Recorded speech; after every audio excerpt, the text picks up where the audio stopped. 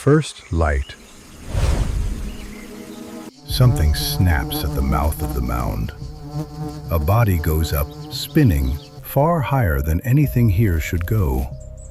It lands in the dust and does not move. The front does not stop. The front cannot stop. 6 hours earlier. The dark is still complete, and the ground under the palms is already moving. Nothing here has slept. Nothing here sleeps for long. They are army ants, Eciton burchellii. They have no nest.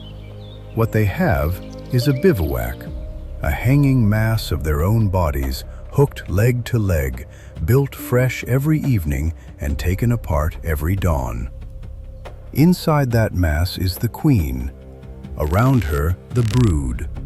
Larvae past counting, all of them growing, all of them hungry, none of them able to move on their own. A colony this size needs meat every day. Not most days, every day. If the column comes home light, the larvae on the outside of the cluster go first, and the colony starts eating itself from the edges inward. That is the arithmetic. The scouts came through here in the dark and left a line of chemistry on the ground behind them. The column follows it without seeing anything at all. These ants are blind. The trail is the only world they have. The trail ends at a mound of hard clay, waist high to a man, drilled through with old galleries dot. Termites built this. Termites are soft, slow, and packed in tight, the best day's work a raid can ask for. But the scent coming out of the entrance is wrong. It is not old, and it is not soft. Something else lives here now. The front reaches the entrance and pours in the way water pours into a crack. The first defender is waiting in the dark of the throat.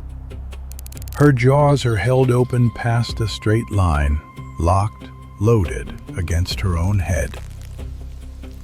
When the first worker touches the trigger, the jaws close. The sound arrives before the movement does.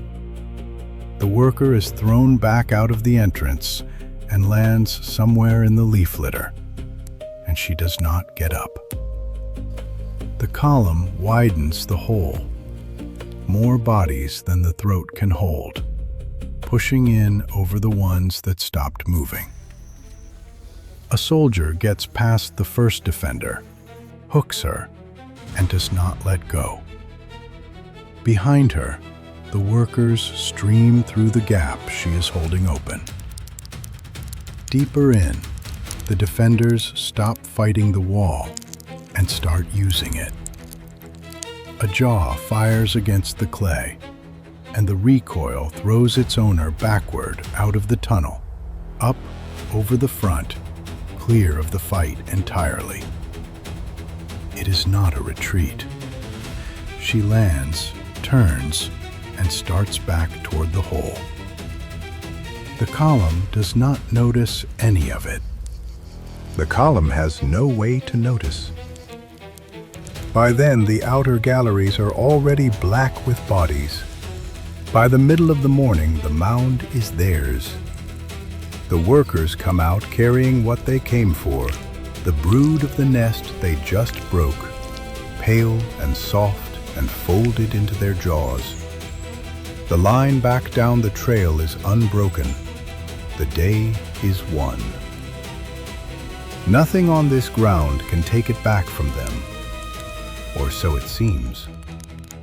Something crossed it while they were inside the clay. The trail they are standing on is no longer only theirs. Another colony came through while the mound was falling. Same species, same blind, hooked, unstoppable arrangement of bodies. Its raid front cut across the return trail at a right angle and kept going, laying down its own chemistry over the top of theirs. Two ecceton colonies do not share ground.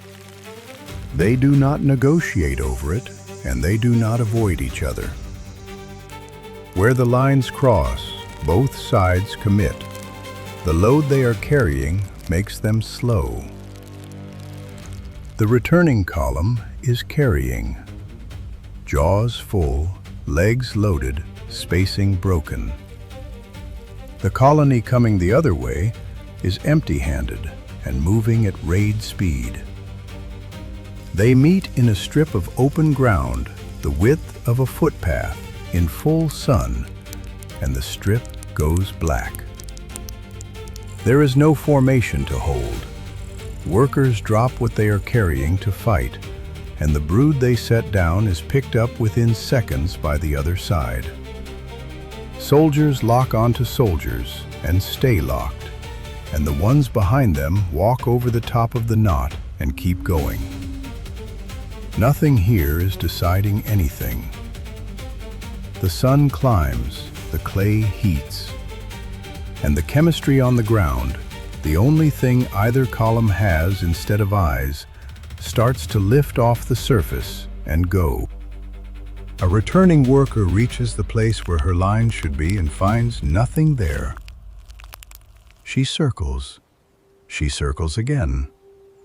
Behind her, others begin to follow the circle.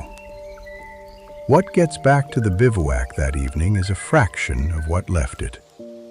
The brood of the broken nest is gone, carried off by the colony that never had to fight for a mound at all. The queen is still inside. The larvae are still hungry. Tomorrow the column goes out again because there is nothing else it knows how to do. The defenders in that mound were trap-jaw ants, and what happened at the entrance is the fastest self-powered movement measured in any animal. Their mandibles are not muscle-driven at the moment of the strike.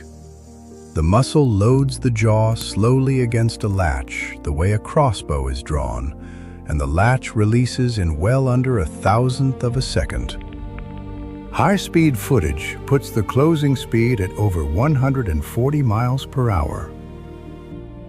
The same mechanism doubles as an escape system. Fired against the ground or a wall, it launches the ant clear of danger, which is what you were watching when bodies came out of that tunnel traveling upward. The trail chemistry is the other half of the story. Army ants are functionally blind and navigate almost entirely on pheromone laid by the workers ahead of them. Those compounds are volatile by design, so a trail can be rebuilt quickly and erased just as quickly by sun and heat. When a returning group loses the line and picks up only its own scent, it can close into a circle and follow itself. Researchers have recorded such circles running for more than a day, until the ants inside them die of exhaustion. A column cannot turn around.